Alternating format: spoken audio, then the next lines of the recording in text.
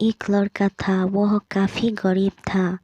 उसके पास ना तो कुछ खाने को था और ना ही रहने को घर था। वह अपने दोस्त के घर रहा करता था। उसने एक छोटी सी कंपनी में पेंटिंग का काम करना शुरू कर दिया। धीरे धीरे उसके पास काफ़ी पैसे भी हो गए। बाद में वह काफ़ी धनी भी हो गया, लेकिन अभी भी उसके अंदर कुछ कमी का एहसास होता था। जब वह छोटा था तभी उसके माता पिता इस दुनिया से चले गए थे। उसने कभी प्रेम को नहीं जाना था। एक दिन जब वह अपने किसी काम से बाहर गया था तो उसे एक लड़की दिखी जो कि काफ़ी अच्छी और खूबसूरत थी। उसको देखते ही इस लड़की को उस लड़के से प्रेम हो गया। वह काफ़ी देर तक उस लड़के को देखती रही। कुछ देर बाद वह लड़की वहाँ से चली गई। कुछ दिनों तक यहाँ लड़का उस लड़की को खोजता रहा, लेकिन वह लड़की ना मिली। लेकिन नियति ने उस लड़की से इस लड़की को मिला दिया। वह लड़की इस लड़के के घर काम की तलाश में आई थी। लड़के ने लड़की को तुरंत घर के काम के लिए रख लिया।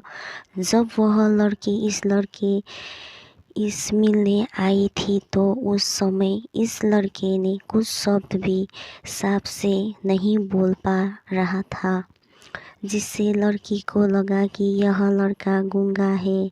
लड़का भी जान गया था कि यह लड़की हमें गूंगा समझती है। इसके साथ ही साथ यह लड़की समझ गई थी कि यह लड़का इस घर का नौकर है, ना कि मालिक है। अब जब भी यह लड़का उस लड़की के पास जाता तो गूंगा बन जाता है। धीरे धीरे वह लड़की इस लड़के पर काफ़ी रहम खाने लगी। अब उसे इस लड़के के लाचारी पर प्यार होने लगे।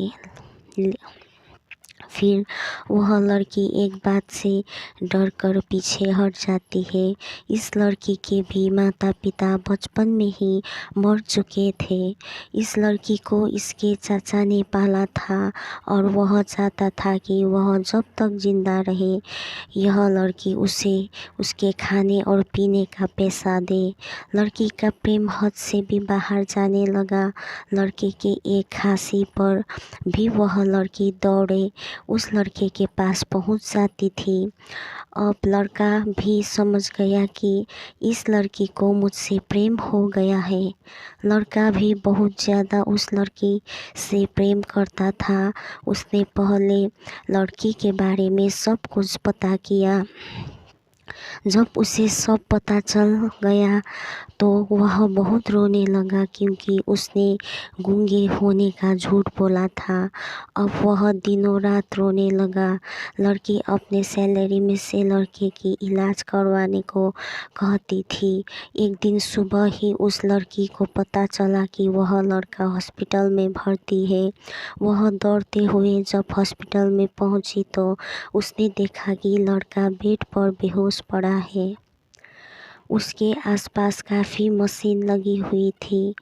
जब लड़की डॉक्टर के पास पहुंची तो वहां पर डॉक्टर ने उसे बताया कि लड़का अब बोल नहीं सकता और उसने अपनी जीभ को कटाने की कोशिश की है।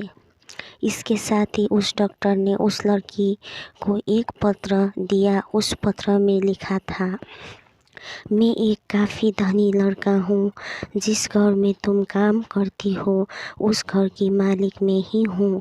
लेकिन इसके साथ ही मैंने तुमसे एक बहुत बड़ा झूठ बोला है कि मैं एक गूंगा हूँ। अब इस झूठ का प्रायश्चित करने के लिए मैं ऐसा काम करने जा रहा हूँ।